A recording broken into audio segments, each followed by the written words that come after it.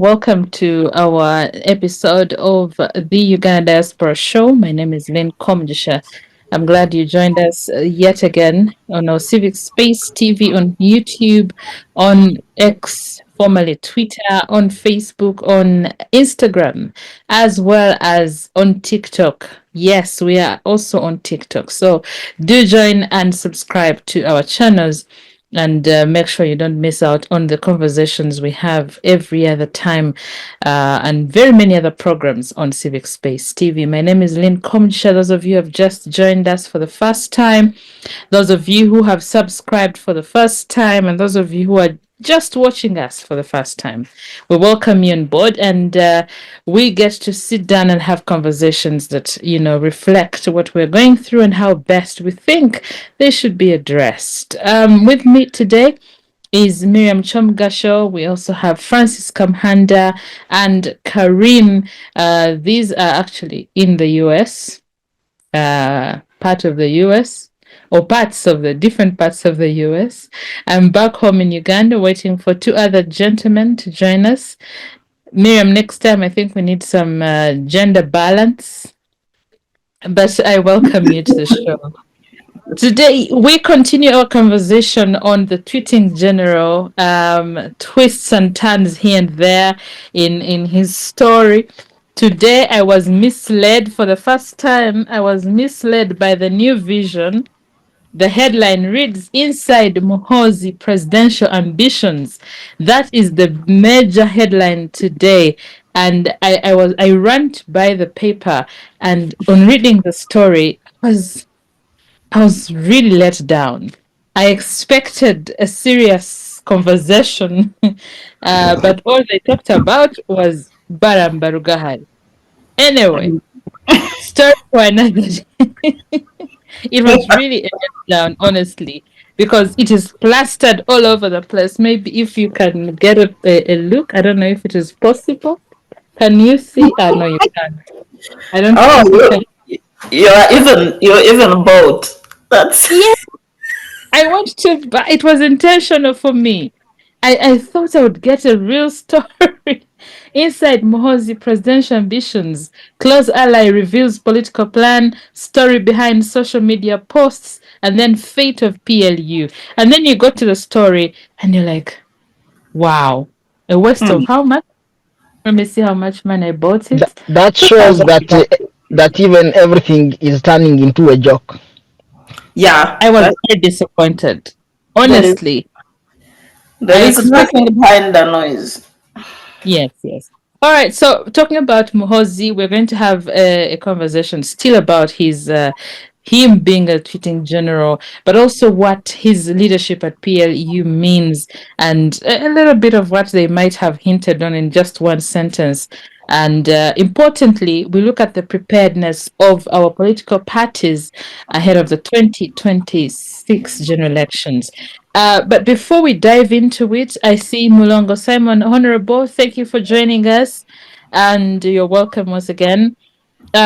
Miriam, briefly, I have noticed that Donald Trump, your president, has has put interesting. Let me see. Let me read it correctly. I usually don't like getting things paraphrased without the right one. Okay, so US lawmakers have introduced a draft bill proposing a 5% excise tax on all remittances sent abroad, potentially affecting African countries heavily dependent on funds sent by their diaspora.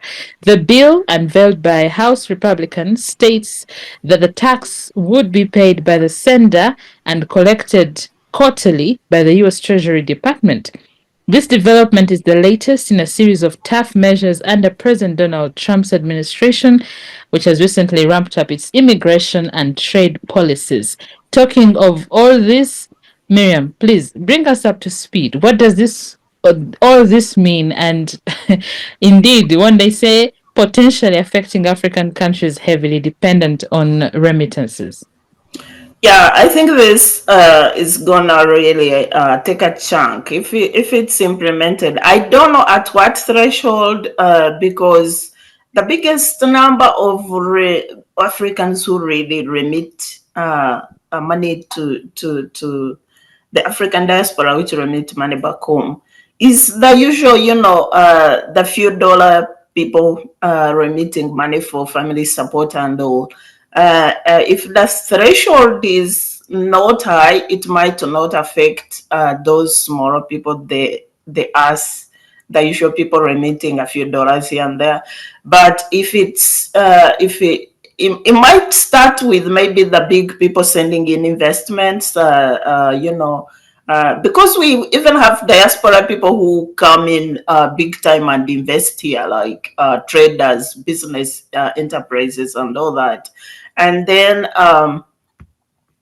so if the remittances, the threshold is not that high, it might not affect the local people at that level. But if it's for everyone, for me, I see it as an opportunity for Africa.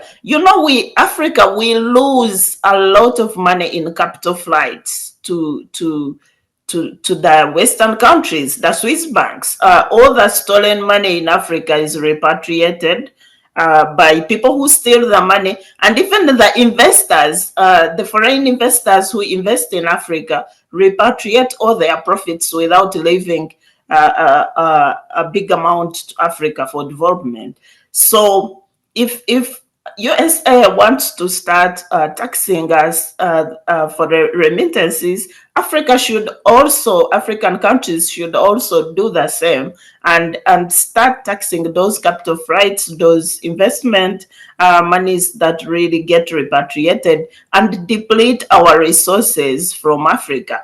Actually, African resources, if there was no capital flight, some analysts say that if African money wasn't stolen from Africa and repatriated to the Western economies, Africa wouldn't even be needing donors and FDIs. So let the ball roll. I really sometimes with business, you throw it there and see what happens. Let me see if Francis seems to agree with you. Francis, what say you? Oh, thank you, Lynn, and other fellow panelists. I'm glad that Simon is back. To me, let me even begin with right away the trade war. I think as Africa, we always lose an opportunity not joining some of these things. Whenever they were putting tariffs on other countries, even including ours, that was a lesson for us to learn. Either maybe because we did not retaliate, because we know we are literally exporting nothing of much value to those countries, but provided they need something from us, it was also an opportunity that you also come and say, okay, if we are also importing XYZ from this country, we are also putting this amount of tariff. So that it gives you a negotiating chip, whether they are raw materials or whether they are that's where the conversation would begin. And then from there, it would mean that you are also going back down. Like I like the Zambian president, who also, when they were expelling people, he was also expelling that, okay, we also don't need whites, let them go. If they need this, we also need this. So why am I laying that background? That it would bring us to say that to me as a person, the tax on remittances, I 100% support it, because that is the way how a country will increase its income base. So if the US is smart and has seen that, because for Uganda, much as we remit money, we have not always been valued so much as people who contribute to the economy, and yet we contribute a lot. But now that people who have calculated and seen how much goes outside there, they say, hey, why can't we have a cut of this amount? Yes, it is going to slow the pace at which people remit money back home, depending on, like, some of us who are very low income earners. So you have to make a calculation, or if you are responding to people's needs back home quickly, but here you have to to think twice. But I would also support or agree with Miriam that equally our countries, this is a wake-up call where you have been giving the investors all that luxury and even contributing to them, that you are contributing to what they are coming to invest, the Pinat, Saga, and so on. It's a high time that we also begin taxing those profit repatriations that sometimes have depleted our countries and robbed us of tons of millions of money that would be useful in developing our countries if they were reinvested in our countries. Another thing that I would even argue, that with those bigger companies that come there to do business and take off the money, maybe government should come up with a policy of how to encourage them, to have some of them to have even their relocate their head offices or whatever, the main hub, so that like Uganda becomes the mother country. But that would come with the political stability and the level of democratic dispensation in the country. Thank you. Right. Thank you, Francis. Kharim, and I want us, this is not our major topic for the day, but I want to pick your minds on this. Kharim, what say you on this development? Yes, can you hear me? Yeah, sure. Go ahead. Okay. Thank you so much, Lynn. Thanks to the panelists. I think my challenge is I'm looking at the average person sending money to a developing country like Uganda. People have been sending $500, $100. If you're getting a charge of 5%, and you also have withdrawal charges on the other side, at the end of the day, you have a huge chunk of the money that you're sending taken away from you.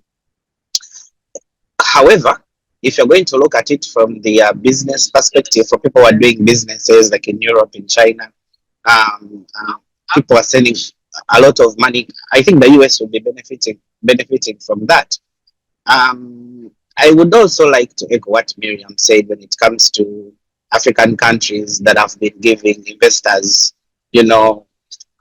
a way of getting away with all the investment. I will give an example. An investor comes into a country like Uganda, has a tax holiday of 10 years, but all the money that he gets out of their investment is taken out without a charge. Maybe if we would do a reciprocal thing of introducing a tax like that, it would help us not only recover the money that is always lost in the tax holiday, but recovered on the top up tax that will be taken away from that. Thank you. All right. Thank you so much, Kharim. Honorable Mulongo, I want to just in a minute, briefly, your comment on the 5% tax on remittances by the US. And if we take a brief look at what we made from the remittances of the 12 months ending January 2024, the diaspora remittances grew by 13.4% to 1.42 billion US dollars, up from 1.2 billion US dollars in the same period the previous year. Oh, it's good to see the beautiful friends and handsome colleagues.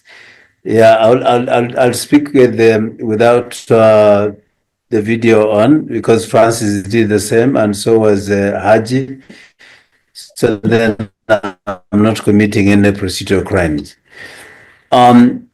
Yes, first of all, I think that Uganda, first of all, I don't think Uganda has any similar tax. As colleagues have said, we don't impose specifically taxes on the remittances sent abroad. They're not taxed. We do levy some taxes on mobile money transactions, which are commonly used for domestic transfers. And in 2018, the government introduced about 1% tax on mobile money transactions, but this was later reduced to 0.5. So really, that's what it is. But about the US, other members, when they're talking, you did tell them 1 minute, but when it came to me, you said 1 minute. So, Madam Moderator, I would like you to be very fair to Honestly, me. I told everyone 1 minute because this is not our main topic. Yeah, but it's a topic anyway. It's on record. Yes, it's true that we did receive. I think that was what way back early 2024 or end of 2023 when we got over 1.2 billion shillings, and which made it actually the second highest income earner to coffee. And the whole of Africa at the same time, according to World Bank, we pulled in over $53 billion. So a 5% tax on 1.2 billion will be $60 million annually, which will be drained. And to Africa, it will be 2.65 billion. And moreover, some of these funds come in to support things like school fees, healthcare, housing, farm inputs, micro businesses, and so on. So to me, this tax is regressive. It is penalizing the poor, and it targets migrant workers, many of whom earn low wages in the US, but sustain entire rural economies back home. So it's not a luxury. It is a remittances, often lifelines that people remit their monies on. So we have serious consequences on this because one is that as a country will suffer a lot of inflows, and it will create instability towards foreign reserves. And this is not good. And this will pressure the central bank to either hike interest rates, which will hurt the borrowers, or devalue the currency, which hurts imports and food prices. So I think it's not a very good development for us. And I hope that the Trump administration, with all hefty gifts they get in other countries like in the Middle East, including a plane, a foreign government providing a plane which is supposed to transport a president, head of state of another country. It is history. I know people talk about Clinton having received a chopper or something, but this is an Air Force One made by another country, another power. There's no free lunch. So, including the safety of the president of another country. So anyway, I'll leave it at that since we are in these countries and there are sensitivities of late, so we may not dive into that very much. But thank you for giving us a chance to have a lift of the cover as we start our discussions. Back to you. Fantastic. Thank you so much, Honorable. Dr. Chisambira, as a student of policy and also a student of international relations, I understand that countries have foreign policies and trade policies they pay attention to. And we also know that this particular administration of Trump is focused on a tougher agenda. We're seeing that with this tax, diaspora-dependent economies are at risk. What say you? Oh, yes, I'm here. I'm sorry. It took me long to unmute. I hope everyone can hear me. Yeah, sure. Go ahead. Well, good evening, everyone. I hope everyone is well, wherever you are. Back home, we are doing well. Thank you, Madam Moderator, for the opportunity. I want to say, Mulongo was right. You didn't say 1 minute for me, but... Thank you, sir. Thank you, sir. For everyone. I also wanted to emphasize that your administration is more of a Trump administration. However, yes, I'm not going to differ much from what colleagues have said. The most important thing here is countries design their own policies to pursue their own interests. So the US and the Trump government has its own interests for either its own citizens or the leadership. So we wouldn't fault it much for determining where to get the money from. So that is not their mistake, but it's a wake-up call for us who are being affected by this particular policy that is coming up.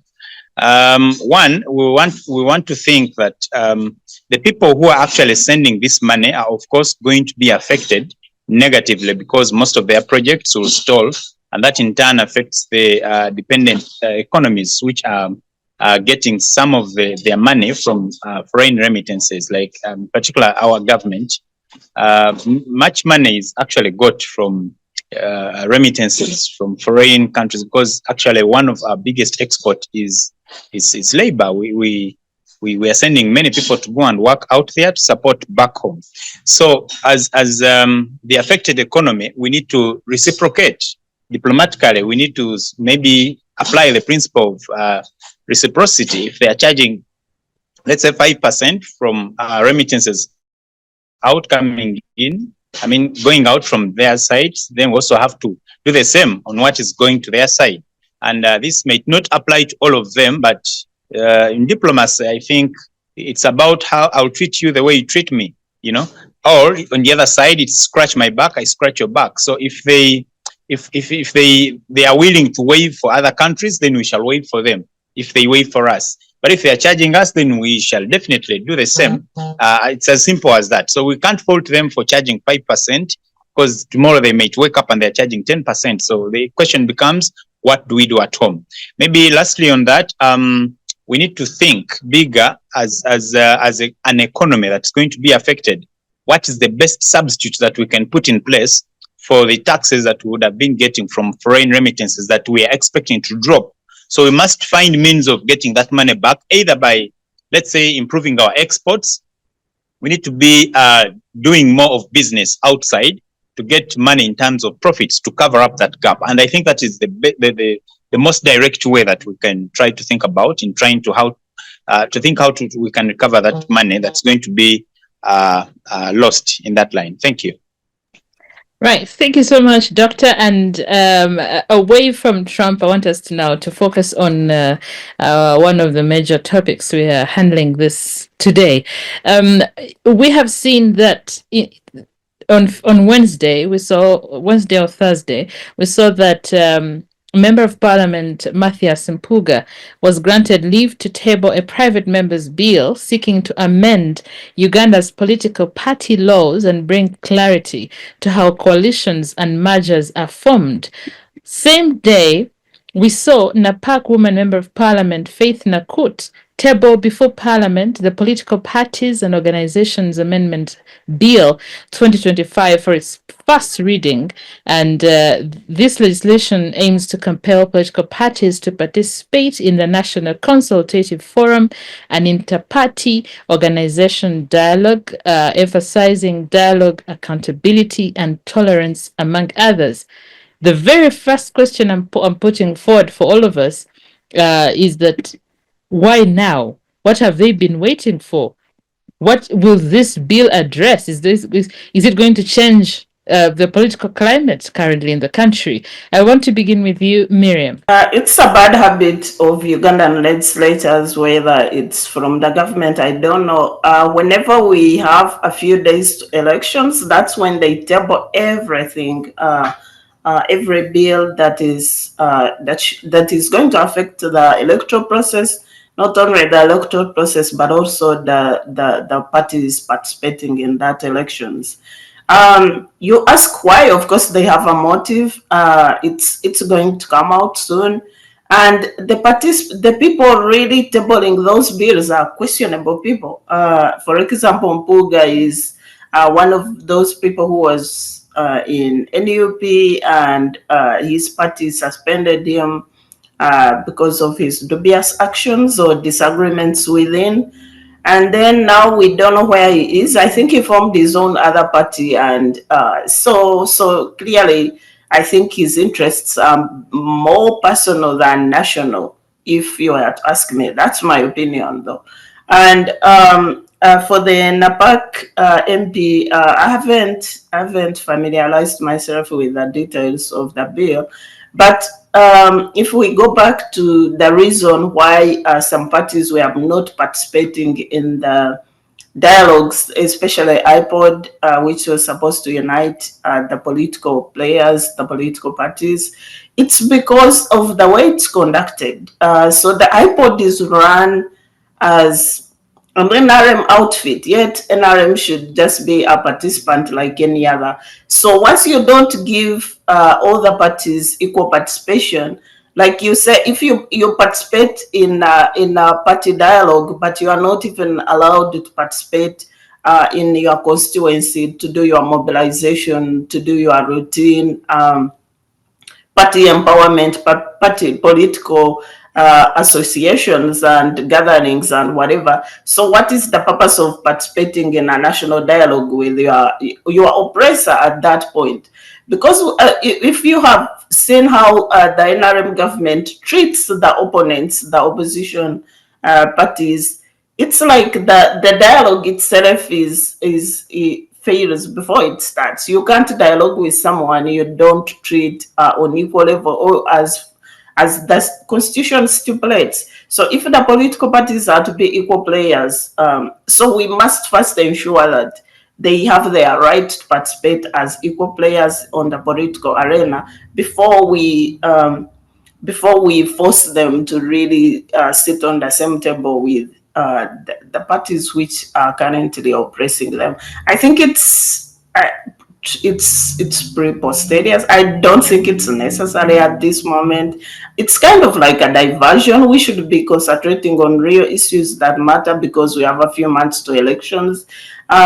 This is the same parliament, by the way, which failed to enact the law that would allow the diaspora to vote because they claim they don't have time. But you see them running around with all the unnecessary and less urgent issues. So that questions their motive clearly. And it's not about building democracy. It's not about governance. It's not about promoting freedoms of political participation. So I think it's not what we should be right now. Okay, you seem to think it's a bit personal than national in nature. Okay, so coming to you, Francis, the bill titled the Political Parties and Organizations Amendment Bill seeks to, it actually proposes that it provides the Electoral Commission grounds to discipline political parties that do not receive government funding if they fail to attend national consultative forum meetings. So the bill in its proposal is calling on parties to belong to the national consultative forum and have meetings, but also be part of IPOD. So the bill seeks to amend the Political Parties and Organizations Act, CAP 178, to restrict government funding and other public resources allocated to political parties represented in Parliament to only those that are members of the National Consultative Forum. Now they confuse me. National Consultative Forum and IPOD. Where do this? Indeed, Miriam, I want to agree with you. This could be personal. They're forcing these parties to come together to talk.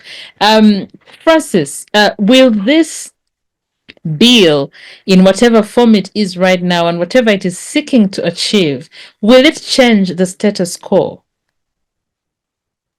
Oh, thank you, Lynn. I think as a country, in as far as democracy is concerned, that's where we go wrong. That instead of thinking strategically and long term, we try to think in terms of political witch hunt. Because if by the time we entered into multi-party system, we needed to have thought strategically. You saw how that even that bill of going multi-party, how it was heavily contested. Then we go into a referendum and so on and so on, and then rushed. But some of there are critical questions that we could have answered by then, like how exactly are we going to exhaustively handle multi-party dispensation? That's why, if you ask me, we are trying still as other parties fighting for a space, fighting for what multi-party system should be. But otherwise, what we have is like a misnomer that has been predominantly dominated by the NRM, and everything that comes in one way or another, their brain is behind to put in their selfish kind of gains and motives. I would, yes, agree that it is long due. We needed to have it. But is it the right timing now? I would say no. The timing is wrong. So the timing now, with what is being proposed, it has ill intentions. It is not for streamlining and organizing multi-party dispensation.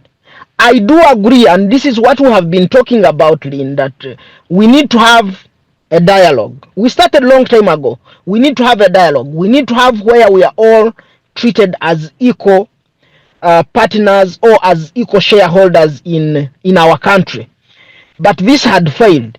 But because right now they see that people are beginning to think out Francis, of the box. we can't hear you. You can't. Can you hear me now? I can hear you. Yes. I hear you So loud and clear. Yeah, so I'm saying that because now we are trying to think out of the box, and the Electoral Commission recently, you heard they were lamenting that other political parties seem to be inactive. They don't know what they are doing because they are just seeing that people are like trying to do things in this kind of situation where we are being witch hunted, those who are in opposition, where there is no leveled ground for democrats to thrive. Then the Electoral Commission is like, okay, what next? What are these people after? Are we going to be rendered irrelevant and so on? So they are trying to patch up all these bills and so on to hurriedly pass them. Even when you internalize them, it would be a huge sounding nothing. So I still believe that yes, we can have these bills, but the timing is completely wrong. And then number two, if we are to have them, where should they originate from? Because we already we are going through what we call like electoral reforms and so on. Why can't we first concentrate on one? Since we are going to have elections, why can't we first have electoral reforms made? And then we know that this is one thing that we have achieved. Different political parties have participated in reviewing this, and they have given in their views, other than leaving it to only a few either political parties who participate, who are in parliament, and even when they participate, their voices are not taken serious because of the political gerrymandering that we have had, that NRM will just go where they see they have opposition, then they make two parishes and it becomes a constituency, so that when it comes to voting on things that would be critical in determining the future of the country, then they have the majority of it, the majority of the vote, and a bill is passed. But when you go to internalize, it is not working for the interests of all the citizens of Uganda, but rather to sustain NRM in power, which to me is not how a democratic dispensation is supposed to take place. Thank you. Thank you, Francis, for that. Actually, most parties have disagreed with this bill. If I could come to you, Kharim, your National Unity Platform Secretary General, David Lewis Wongoya, says the party is already a member of the National Consultative Forum, but when it comes to IPOD, no one should be forced to participate in a dialogue where they do not subscribe to the ideologies involved. It was the National Consultative Forum was established by law, but IPOD was not. So the question to you, Kharim, would be: is National Unity Platform ready to lose out on the funds? Because if you're part of the National Consultative Forum, but cannot participate in IPOD, then you do not qualify to get money, funding as a party. Kharim, what say you? Thank you so much, Lynn. I think these bills that come during, first of all, the bills that come during the election period are not meant to seek redress to the problems that we have, but most of the times are self-seeking and gaslighting. We've had about 5 years when these laws, or we had all this time to talk about these things, because elections don't only happen, during the time when we are doing them on a national level, but it is also a process of teaching people how things work. It's part of civic engagement. So when you start bringing these things at the end of when we are coming close to to general elections, it becomes very hard for somebody to understand whether they are being introduced in good faith or not. Now you've talked about iPod not being, legally bound, but it's something that,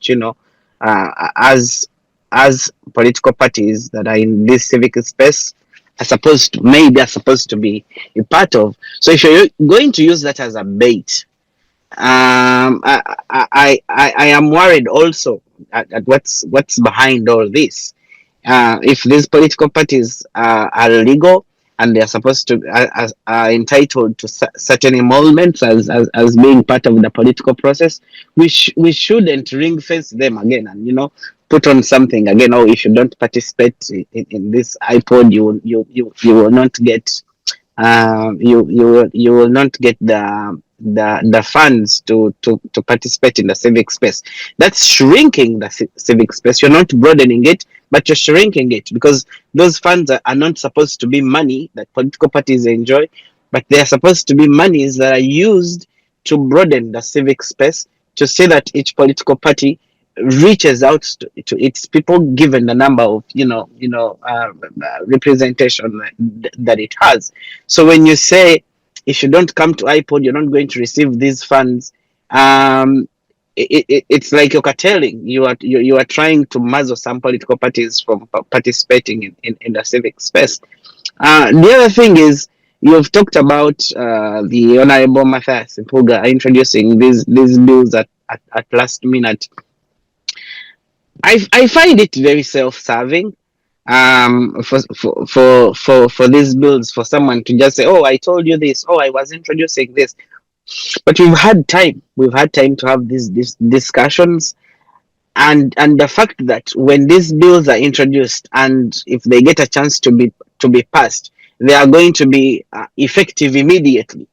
We are not saying that, okay, if they are passed, we are giving political parties this time, maybe by 2028 or 29, if these political parties have not met this, or if they have not attended. It's like, okay, if we pass it tomorrow, and the next day we have a meeting and you don't participate, you're not entitled. So the idea that people want to pass these bills that are effective immediately, it is also not coming out in good faith. You need political parties to go and consult with their leadership, with their people, to see where they stand. Um, um, and I'm worried that these bills are coming in at a time when people are charged.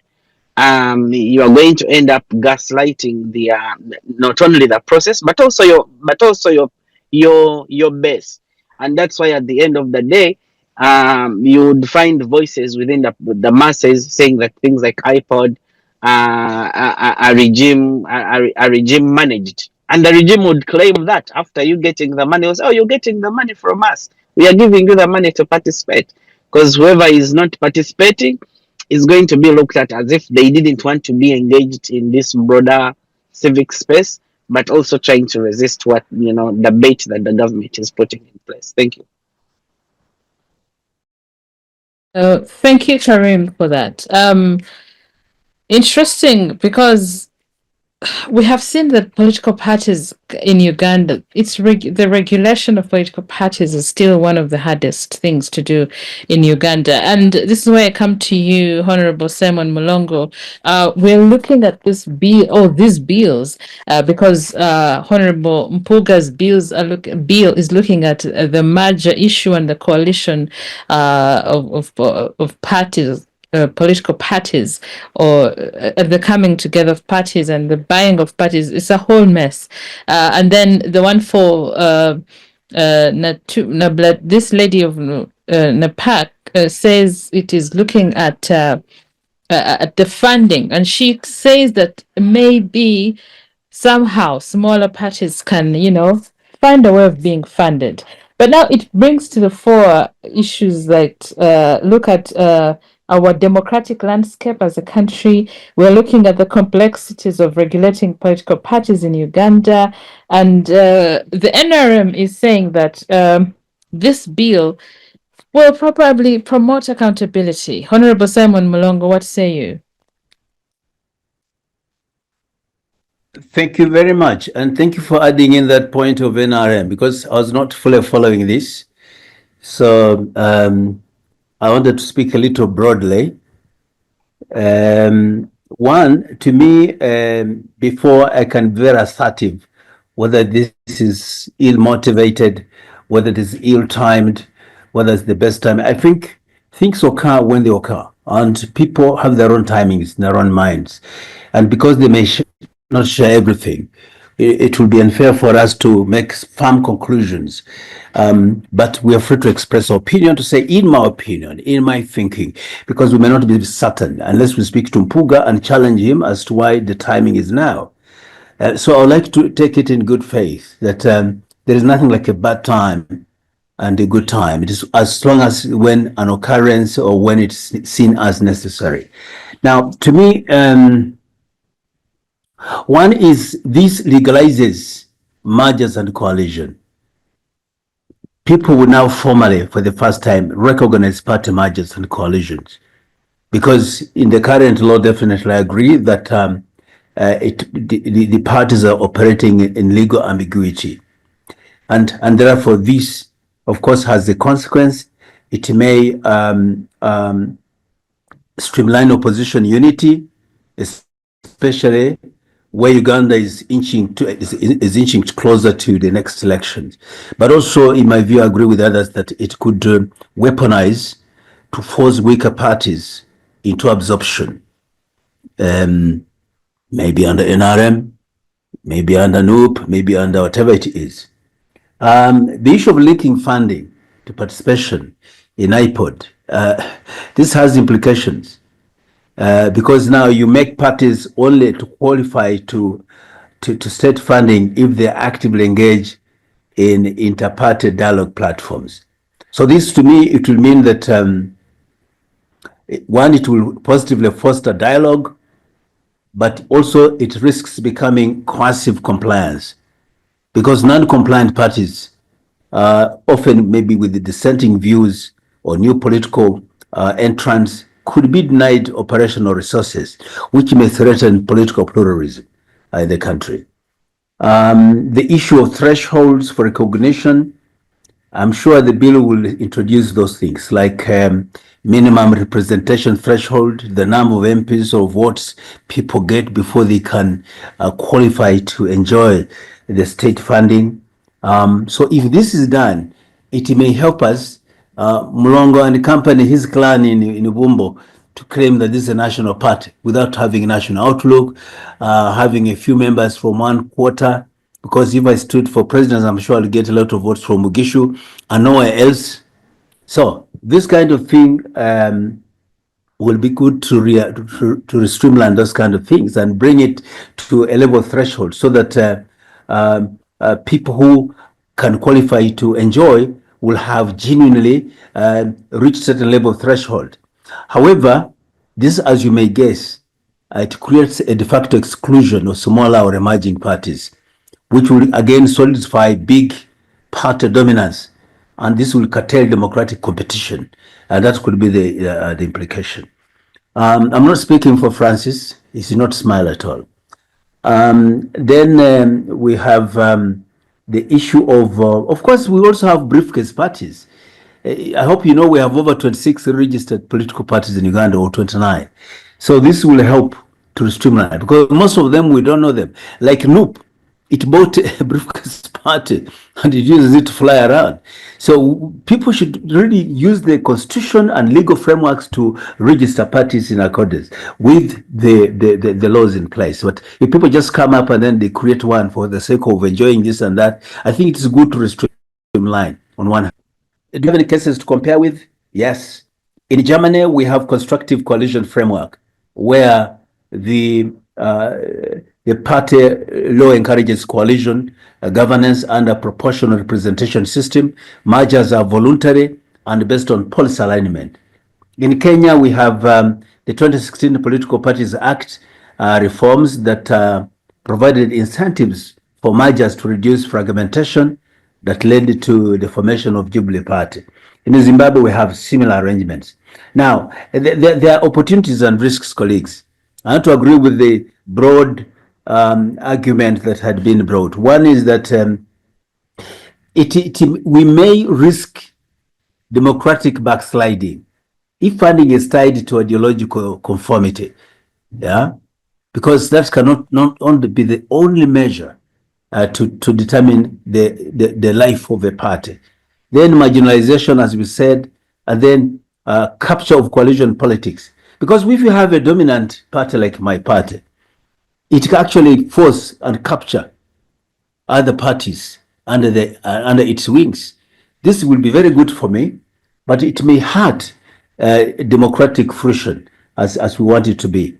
But opportunities to me include the encouragement of policy-based alliances, not just ethnic or personal vehicles, so that we align because of our policy and ideological understanding.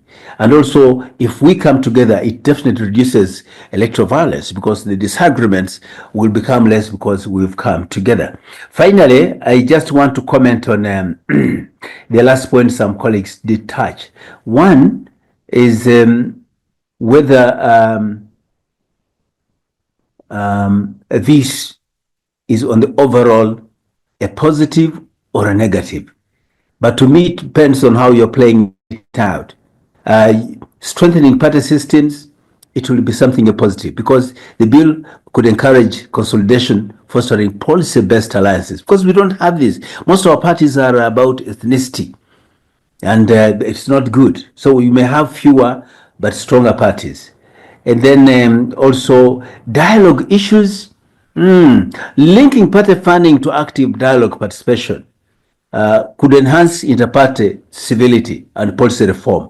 However, if it is coercive, then the mergers has a lot of risks because parties will be compelled or financially blackmailed into merging, yeah, either through denial of funding, and this can become political engineering, not just reforms.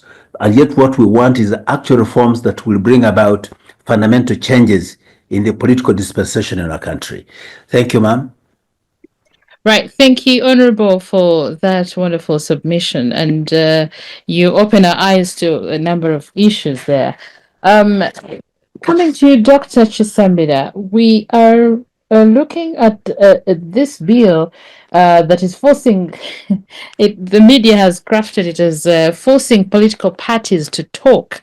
So the question here would be, the move of the bill says that the amendments would end the habit of some political parties that refuse or fail to commit to the principles of tolerance, dialogue, and peaceful coexistence between and among parties and organizations than members who should dialogue under the National Consultative Forum. But we also realize that this bill is potentially claiming maybe could actually stifle the growth of multi-party democracy in Uganda. Your comment. Doctor, did you hear the question? No. Sorry, I didn't. I had gone off a bit. Sorry. Okay. So I was saying that these bills have been brought, but they came to say that the amendments would end the habit of some political parties that refuse or fail to commit to the principles of tolerance, dialogue, and peaceful coexistence between the parties. But we also noticed that some sections of the public are saying this could stifle multi-party democracy. Well, thank you so much. I think for me, I have mixed feelings on this bill. One, the positivity I see about it.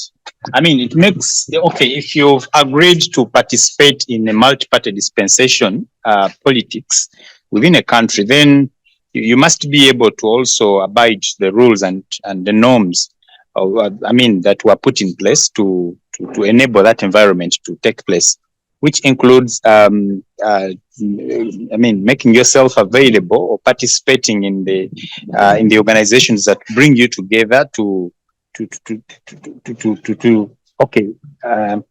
give a sense of direction to where the multi-party politics is going to go. Otherwise, if for me, I think it is right for the government to come out and say, if you're not going to participate in iPod and these other platforms that bring the multi-parties together, then you don't deserve to get the money. And I think they are right on that, because if they do not participate, okay, if they do not go to the table, then they can't dictate what the menu should be. So, I mean, if the government is right on that case, and I feel that they should take that direction. So one other thing that we've always faulted the lawmakers is the timing of events. Usually all these events come either late or they come at an inappropriate time that would hinder their perception or our perception to their positive bit of it. So we can't take in them to be positive because of timing. Secondly, on the other hand, is that it is wrong to have these like, for example, iPod. It is in place, but when you examine how outside iPod the other parties are treated, then it kills their appetite to participate on the other side. So when you say you won't give them support because they do not participate on a platform where they feel the ground is not leveled, then it is also unfair in that line. And one thing that is really almost, I mean, hard to realize is having a leveled ground at more so at this stage when we have an aging president. Most of the things that are coming in place are looking forward to, you know, enabling him retain his seat and the power, and maybe the NRM to remain in power. So most of the things, or the policies that are coming up, the legislations that are being passed, the rush, the speed they are using and everything is looking forward to have the current government stay steadfast on power. So even when they have good spirit in them, I mean, it kills our attitude and it kills our morale towards understanding what good thing these new policies are coming up for. So my two positions here is that, one, yes, the government is right to, you know, it's a way of whipping these political parties that are actually not participating in the inter-party organization platforms, because that is where we dictate what direction we are going to take. But also they have a point not to participate because the ground is not leveled. So here I have mixed feelings on this, and if I'm given chance to choose which direction to take, I would say let it be postponed to the right time. We can have it immediately after these elections. We can have this process started and every other stakeholders engaged on this, and we can come to an agreeable conclusion. More so if we examine like maybe the Electoral Commission, which is the custodian of all these parties. We examine our constitution now. Who is the NRM? How are they playing in the field in relation to their opponents? So does it give them a room that is really convenient and conducive for them to feel a breathing space where they can participate, that it should not be something that blocks them from accessing help? So, I mean, I think that's my submission on that, and I believe it's not the right timing. Thank you. Thank you, Doctor, for that. I want to maybe take if there are any comments on the same before we can handle our other topic. If any comments, please unmute and speak. Yeah, thank you, Lynn. I have one comment about what Mulongo was saying, that it would reduce the violence that other political parties bring in. For me, as I have always said, Mulongo, the only party that we have in the country that is known for violence is NRM. That is the only architect of violence.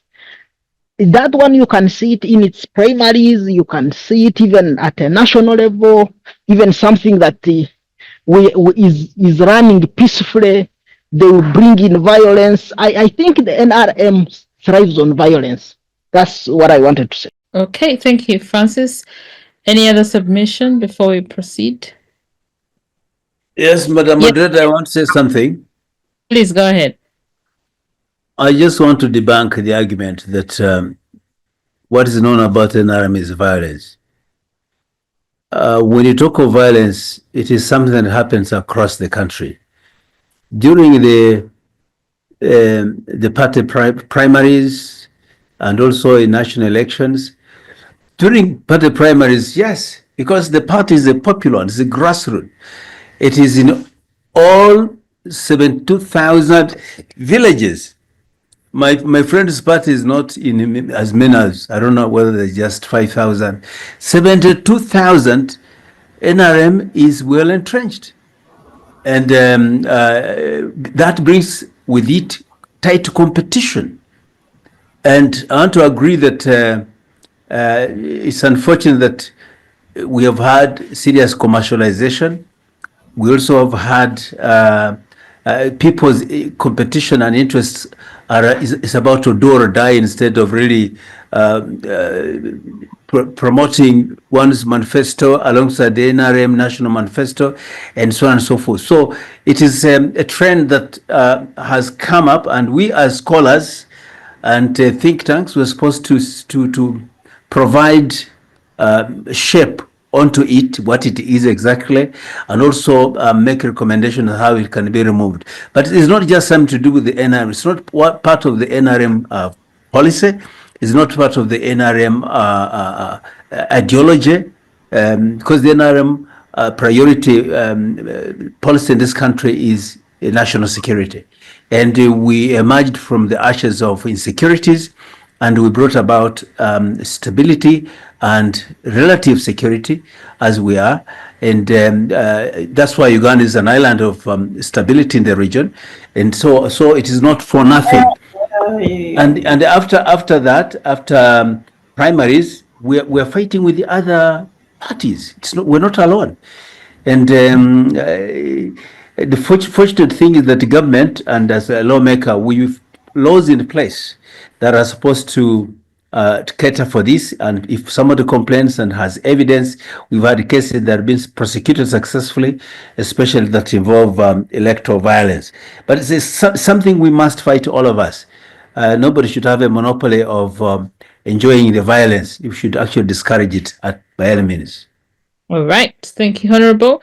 Miriam, you have something to say. Yeah, I think, Simon, it's intellectual dishonest really to just come out and deny stuff that we all know happens. I think what happens with NRM party violence, it's state-sanctioned violence, and it's also associated with the use of military institutions. So for them, it's you talked about party ideology. What is NRM party ideology? All we see is violence using state institutions.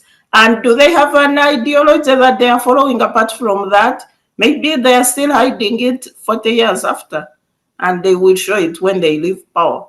But right now, NRM is another weapon by, I don't think, it's just like a cover. Otherwise, it's state-sanctioned violence using NRM party as a cover just to go ahead and participate in elections. I don't even think NRM deserves to be called a political party, but that's a debate for another day. Okay. All right. Honorable, do you want to say something? Yes. I think we're being intellectually reckless when we make statements like NRM is not even a party, doesn't deserve to be called a party. Imagine I'm NRM and we're not being violent here. Even in the face of provocation like this, I'm not violent. So it's not true that we have the monopoly of violence. Violence in Uganda occurs very, very many ways, and all parties, our society, our communities. As I said, it is us to make sure that we foster a harmonious relationship and peaceful coexistence. And we should be speaking against violence, not baptizing it, that this is now Bagishu, this is now Catholics. No, let's condemn violence in its form and content, and we must move towards ending it. But NRM is a party registered under the law. We have an ideology we profess. We have 4 principal pillars that you know very well. We are center leftists. And people in the party are well schooled. They know. We know in Hobetian governance system what we are. We're post-Westphalian governance system. We know what they are. Philosophically, and politically. So definitely we are a political party. All right. Okay. I think we should call it. We should end that conversation on the bill there. But what I've been triggered. I wanted. no, maybe later. Later. I felt triggered a little bit, but I will let him pass. But I will find him later. Okay, maybe I will give you a minute because everybody else did. Okay, for Honorable Mulongo to say if we were violent, we wouldn't be here. There is an assumption that Ugandans have to be stepped on the throat to accept what's going on. That because we can accept him, we can coexist here. It doesn't really mean, because if NRM was violent, he wouldn't have been on this panel. Is that what he's trying to say? When a political party takes on all the security apparatus, all the security institutions, and are weaponized against, other political parties, you can't say you're not being violent, because there are no circumstances under which these security organs are used against the NRM party as it occurs with other political parties. We are even being kind. We are. They are terrorists. We are. Yes, we are. We shouldn't even have called. We should have been calling them NRM terrorists, because what they have done for the past maybe 40 years is having Ugandans under terror. When you see a police officer, it's no longer call the security to help you, but an NRM person like the Honorable can just call somebody and they pick you up. That's why he said if they were at all violent, he would have just done something, because that self-entitlement, because we are the government in power, if we choose to do something, we can do it. It's very disingenuous and very intellectually dishonest. Thank you. Okay. Call a ceasefire on that. We shall revisit that sometime soon. Okay. I want us to look at the political party preparedness, relatedly, certainly, ahead of the 2026 general elections. The new development is that the Uganda Electoral Commission has gazetted an application by promoters of People's Front for Freedom to register as a political party in accordance with the provisions of the Political Parties and Organizations Act. Now, this PFF was formed after the FDC witnessed another fallout when a section of the party members accused their president, Miriam and Secretary General Nathan Nandala Mafabi of taking President Museveni's money, which was used in general elections in 2021. Now, we have seen that now FDC has two factions, one sitting at Katonga in Kampala, backed by Chiza Besigye, which is now they knew that it is gazetted but not yet approved, but this is a good start.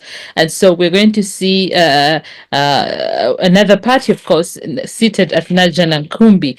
The question here is, and I want to begin with you, Honorable Mulongo, is this going to be any different? Is this going to be a formidable force against the NRM, against the National Unity Platform? I don't see anything new here, because we're seeing DP already has its factions. There's divisions already in that party. The National Unity Platform is equally divided. The NRM seems to be strong, but I don't know what the role of PLU is. And there's a lot of divisionism in all these parties, and we're seeing breakaway parties. What does this mean, and where is all this headed?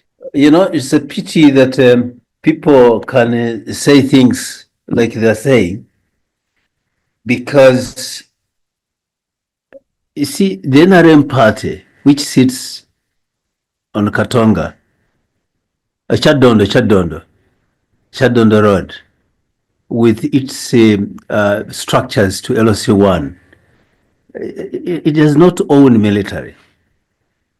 These are structures of the state, not the government, not the party. So I think, and I said, I'm here. We're not quarreling, and I'm not violent. I didn't say something and then I'll call. I don't have power to summon police to do. I don't have those powers. I'm just a citizen like you are. some of you are bigger than me because you may be in your party structures. Now, back to this. The issue of new parties is the right of people, as long as they fulfill the legal obligations, to form parties. And it's unfortunate that we have had a lot of internal contradictions, disagreements, leading them to split up. And now we have so many factions. Even now, NOP has factions, even FDC has factions. Even Mugisha-Moderator told us some people who are disagreeing with him. General Mukunde, I don't know what his party is like and whether it is still intact. So it just tells you that either we don't have principled party formation in which we are attracted by the ideological and the policy issues, or that we could have other minor interests that make us come together. Like I see so many opposition members talk one thing: remove Museveni, we must remove Museveni. You see, when you remove Museveni, so what after? If you don't have an agenda to prepare the country, and after Museveni will have gone, then you'll just be at a miss. You won't know what to do next. Because I hear people like my colleague Francis, the first thing will say, must remove Museveni. Okay, say we have dreamed that today he has gone. What next? And you say, okay, now I'm going to begin to think. Then you don't have an agenda.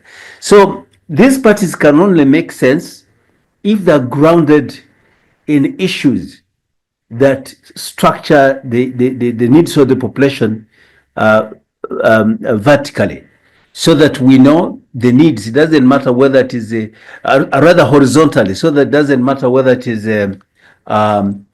farmers in Ikusoga or farmers in Lango, or if they are cooperative members from Chigezi and the others in Bugishu. It addresses fundamental issues of society. Once a party has properly defined manifesto, its objectives, its mission, I'm sure people can always fall off and come in, but the longevity of the party will remain in place. So I think that some issues that surround our parties are more minute than fundamental, and that could be contributing to that.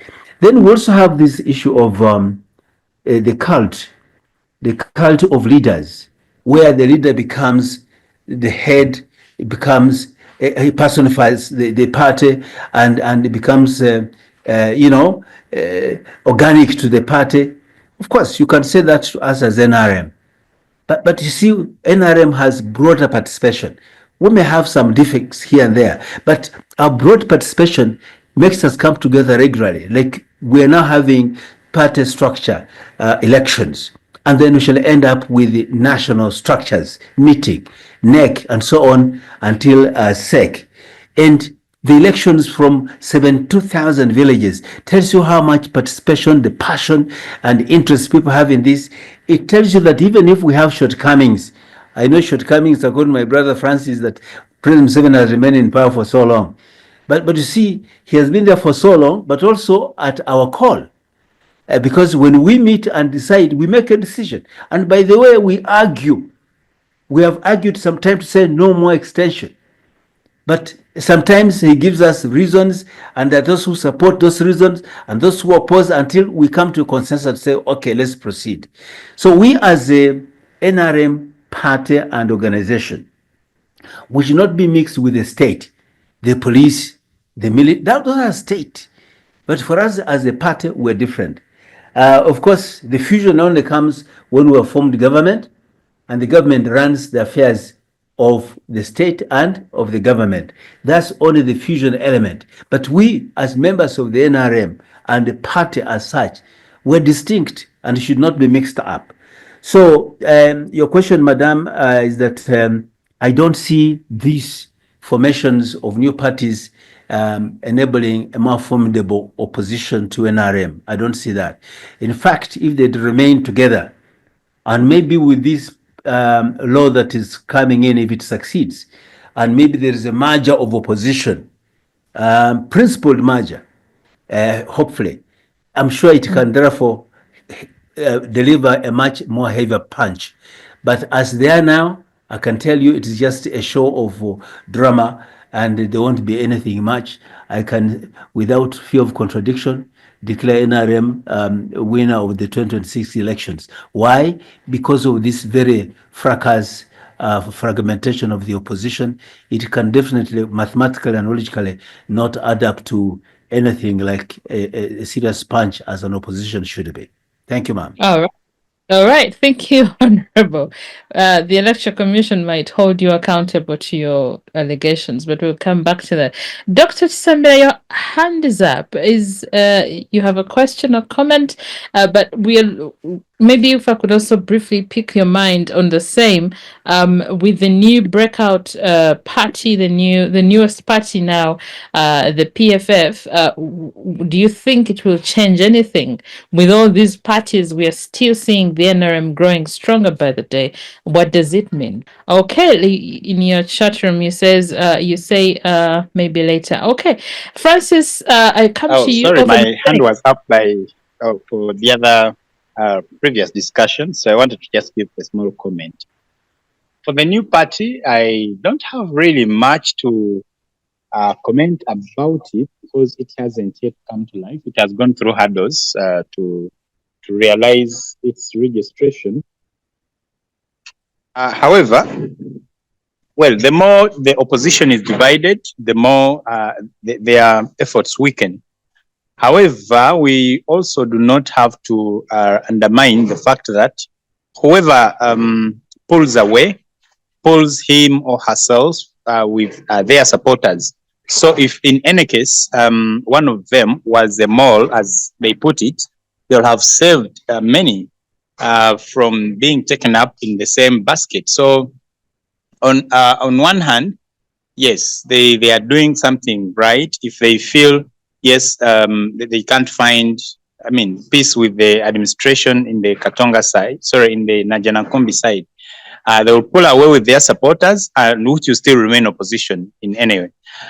But there are those who feel they shouldn't have split, and once they split, they're going to lose them to other parties.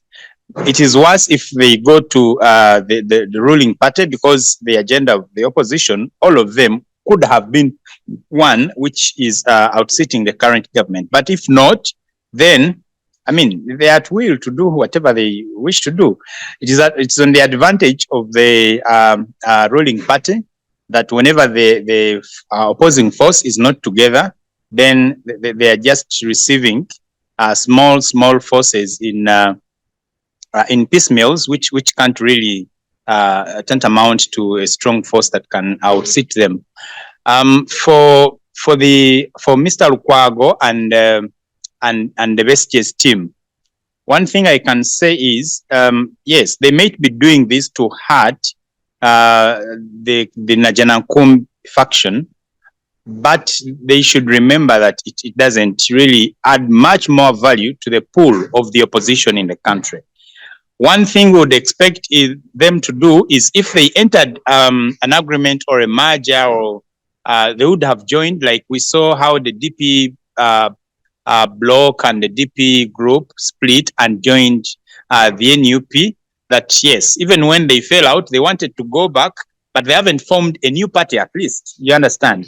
So if these guys realized that, yes, if their goal is to have efforts that are going to be felt by the NRM, and also to have ideas to sell to the electorate, then they should have joined another existing party. So that's what I think for the new party, and we wish them well, and we congratulate them for being gazetted. Thank you.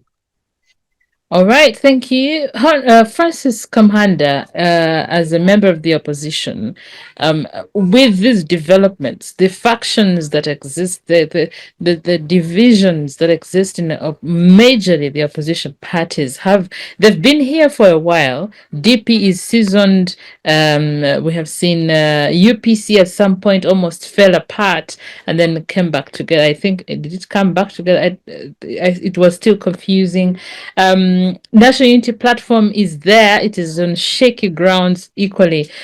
What does all this mean? And when we see this continuously happening in the opposition, I think NRM is justified to say we do not have any opposition in the country.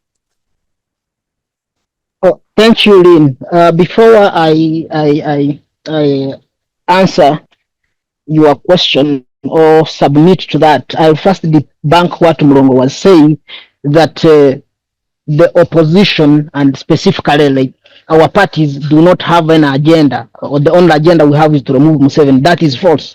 I think Mulongo is ignorant of that these political parties, whenever we are vying for leadership, we always have the manifesto. For example, at ANT, we have what we call the transformation agenda.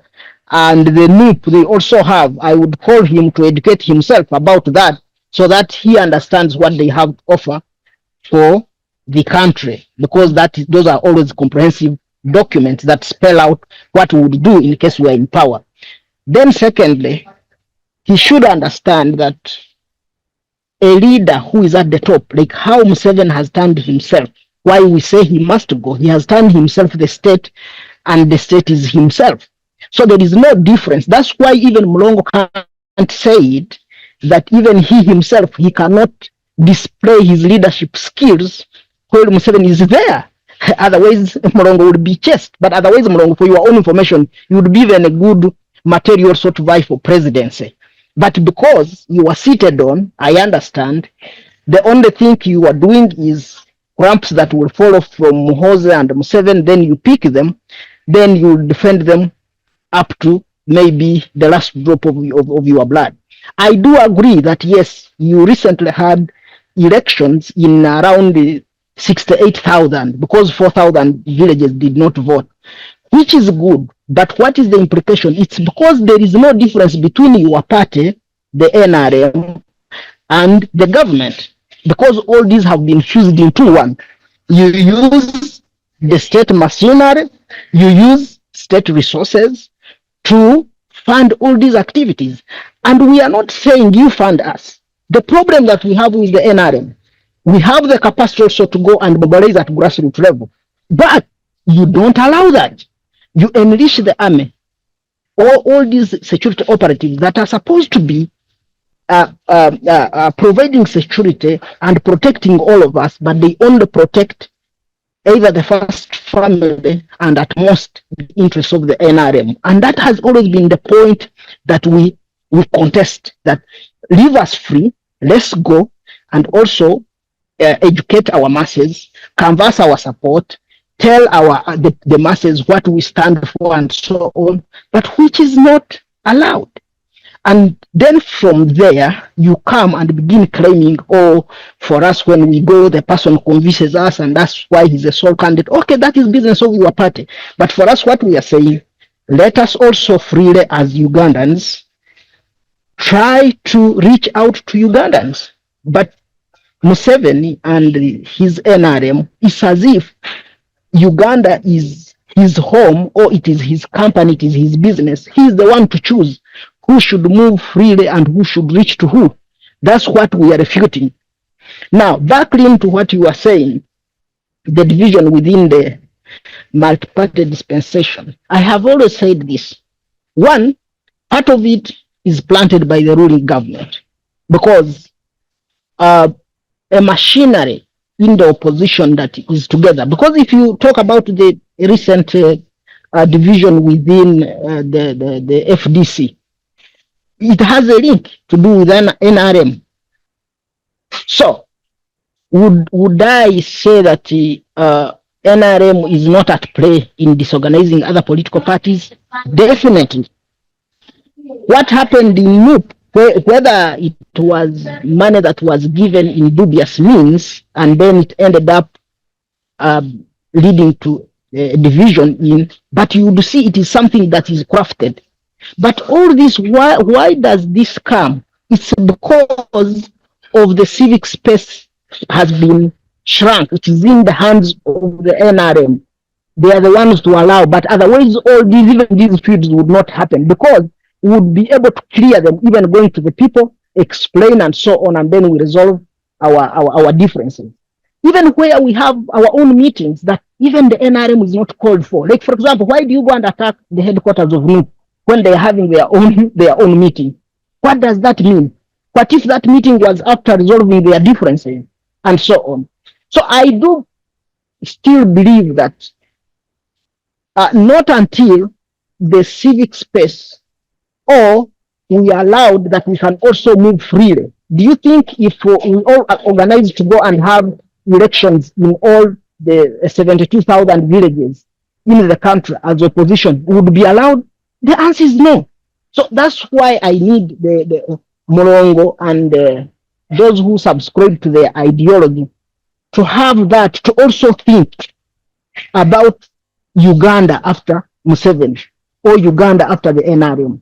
But otherwise, where we are heading, number one, they have completely divided the country. Whether you like it or not, the divisions that you are seeing are rooted deep from what the NRM has nurtured. And Mulongo, whether you like it or not, even for your own good, by the way, we need to save even NRM members from themselves. Thank you. All right, thank you, Francis. Kharim, as a member of the now leading opposition party in the country, you have a new force you have a new party to contend with. Do you think does this mean that, first of all, we have seen that National Unity Platform and the Katonga faction are a bit friendly. They have a cordial relationship. Are we going to see perhaps a coming together, a force coming together against the NRM party? Thank you so much, Lynn. I think the National Unity Platform still has its doors open. We have been in talks with major political parties. We have been in talks with ANT and PFF members. We have collaborated on different issues, and I think there is still hope that we shall come together to a common cause, which is making sure that we get done with the 40-year or dictatorship of this regime. So I believe that those are still open, and the talks are going on behind the scenes. Those that you see at the headquarters at NOP, where we invite different leaders from different political factions, and those that you don't see that are held behind the camera. So I have hope that we will at some point get together and figure out how we can oust the regime.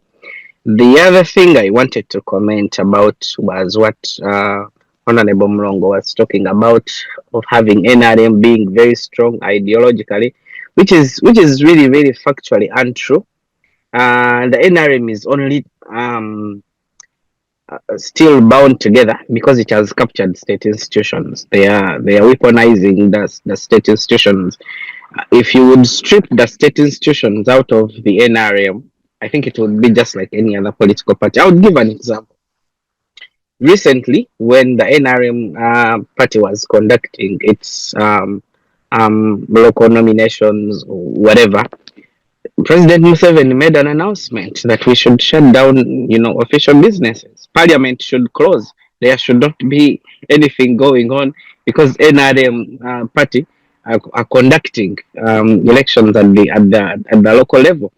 Now that cannot happen. I don't think Museveni is going to make an announcement tomorrow and say that we are also shutting down Parliament and all government activities, and make sure that other political parties do the same. That and if our people of NRM are disingenuous enough not to recognize that they have the power to shut down the legislature, a political party shutting down the legislature so that they carry out their work, it would be very, very unfortunate.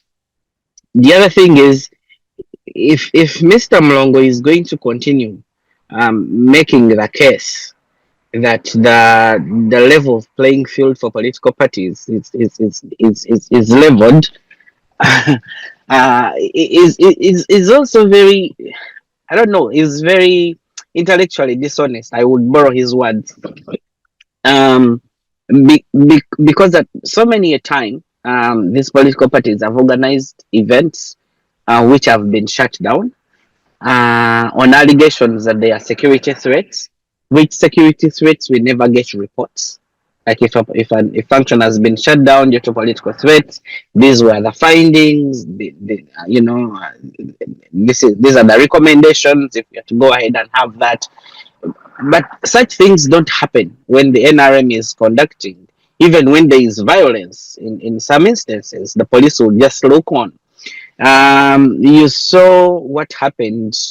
Was it in Rego when Sechikubo, the Kutesa debacle was happening, and the military was just there. And I would wonder if there is any president who would be looking on when things are happening. But you wear a red beret, and those are grounds for execution. You fight in front of the president, and they will give you a pat at the back. This is in-house business. We can conduct it as we see fit. So I that division, but when it comes to the divisions, I think all political parties, even here, you are not. It's unlikely that you're going to find a political party that has, all members agreeing on so many things. There are members in the same political party that are going to be maybe on the left, or some are going to be more progressive, some are going to be more conservative on different issues, and those differences, are allowed for a greater civic space. The problem comes in when these divisions are state engineered, when these institutions have uh, government government operatives or state resources backing them. So that's where I have a problem. Disagreements are normal in political parties, but how do we overcome them, and what is the cause?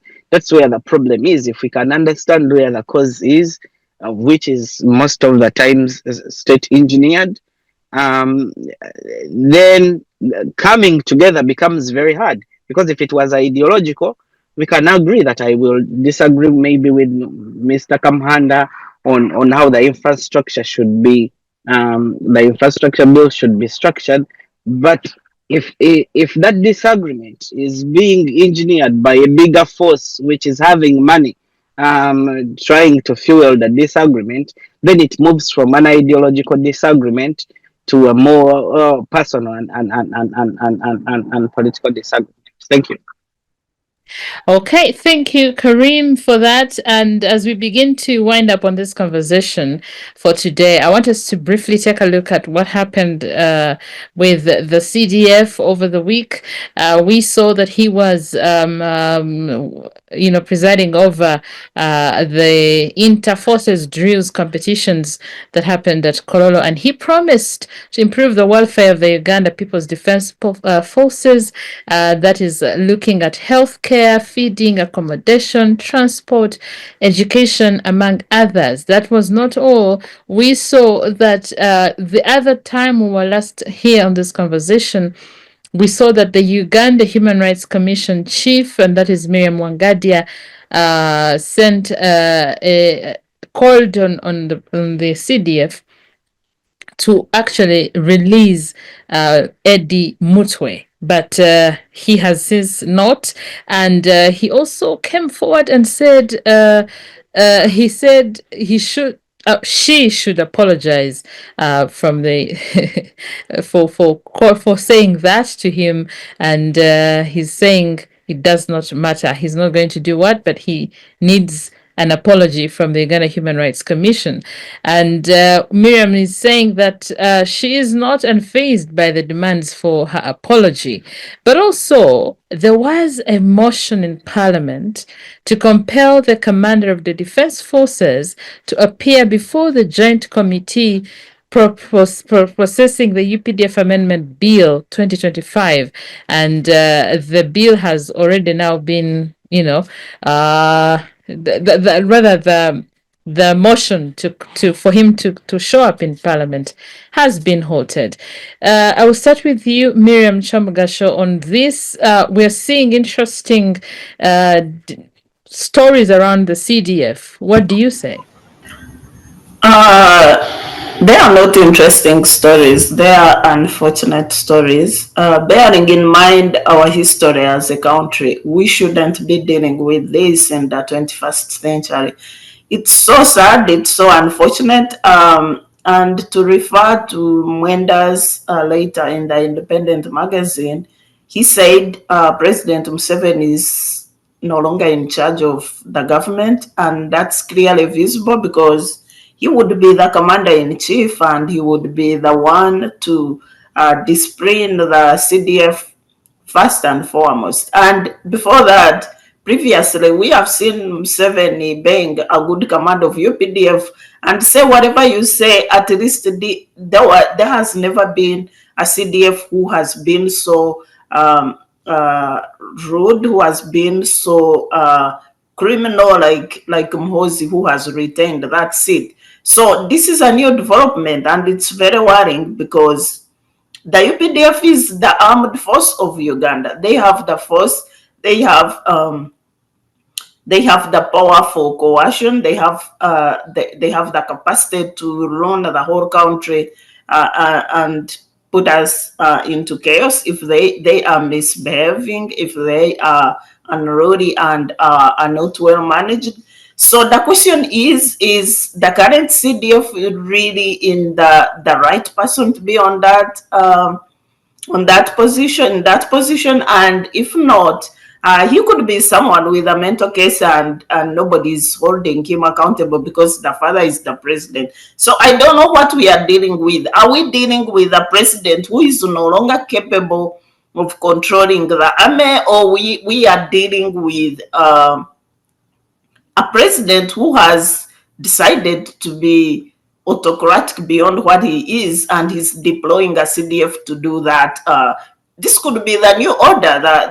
This is where we are going to. And the most worrying thing is we have elections coming on, and if the security forces are in disarray, I mean, they said the fish rots from the head. So far, UPDF is rotten if the head has something to show of what the other force is. If the head is sick, what about the body?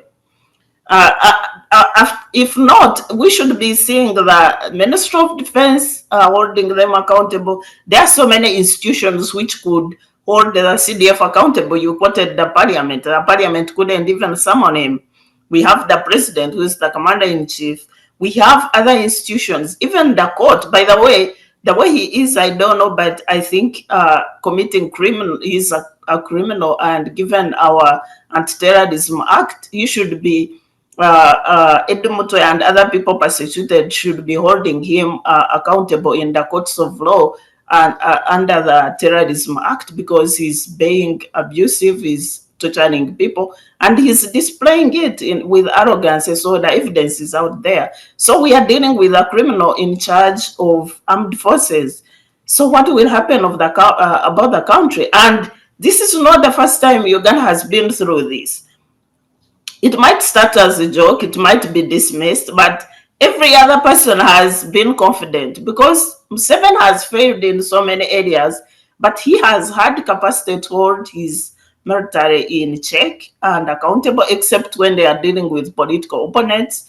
But right now, we are seeing for the first time a commander of a force who has who lacks the discipline. And my guess is even the mental capacity to hold that institution in check. So what is going to happen to Uganda? Very interesting. And I have reservations on Mwenda as a person, but that's another conversation we can have. But honestly speaking, we are seeing the CDF involved in controversial issues, and we don't expect that of him. And so everybody has to point a finger here and there. And so I come to you, uh, Dr. Chisambira, and I'm asking you, who you seem to know a bit of all this that is happening. You might have an insider information, maybe. I don't know. I'm just saying. But we have seen Andrew Mwenda. He was once the trumpet blower of the regime's triumphs, okay? Now, suddenly, he has become, I quote, a melodramatic mourner.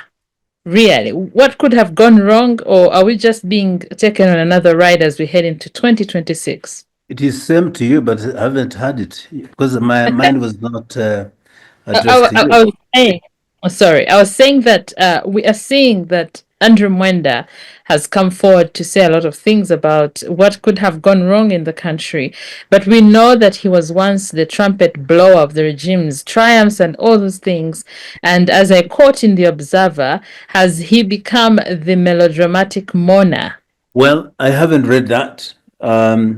But your description brings in an image of somebody who has suddenly changed his mind. Yes. It is normal. We rethink our positions, we change our positions, and many times people are, with through flexibility of their mind, tend to change. But maybe the question we ask ourselves is that, why so fundamentally? I mean, is there something fundamentally wrong? Does he provide arguments for his new projection? What I remember is that Ndugumwenda was in Rwanda. At the time, we were very close with Rwanda, and when we fell out of the Rwanda, Ndugumwenda became even more projected at the pinnacle in Rwanda. I remember Ndugu Kamanda Kagame would do pour tea for him, you know, and as they would talk, you know, you go there and then President Kagame, as you're talking, brings tea. It is served there. We're supposed to serve ourselves. Then he pours for Mwenda. It is like he held him in the highest. But time came when they fell out very badly. Of late, he had remained connecting meetings between the CDF and the President Kagame. And that's one of the times I saw him going back there. So here, yes, it is true, he has been acting and behaving in a manner that demonstrated that he was totally in and supportive of the president and also the CDF and so on. But it's possible there could be things we don't know that could have happened, that he has changed his mind, or that it's only on this matter, but other matters is still firmly with the government. I don't know. As I said, I don't have details. But I thought your issue was to do with the introduction of the bill, or did you want us to talk just about these personality issues? But no, not personality issues, because we are winding up on this conversation, and I wanted us to briefly chat about what is going on with the CDF and the implications thereof. So I'm going to ask. No, I was asking you to clarify so that I could tie it up, but tie the loose ends. No worries. Francis Kamuhanda, with the tweeting general aside, with now him being allegedly summoned by Parliament, but of course that was also shut down over the UPDF amendment bill. We are seeing Andrew Mwenda, his very, very close friend, and maybe somebody would say even more than that. And so the question is, what could have happened? Why is he saying that Uganda has fallen apart and the center can't hold? Thank you, Lynn, and the other fellow panelists. You know, I wouldn't delve in that, but what I would say is, for the time I have known Mwenda through, if you have been following him, Mwenda is a transactional journalist. Mm-hmm. Then, if I may answer you, there is a transaction that must have gone wrong. Period. Because at first, you remember when the NRM jailed Andrew Mwenda, stormed his offices, he was critical of the government. Then he went into bed.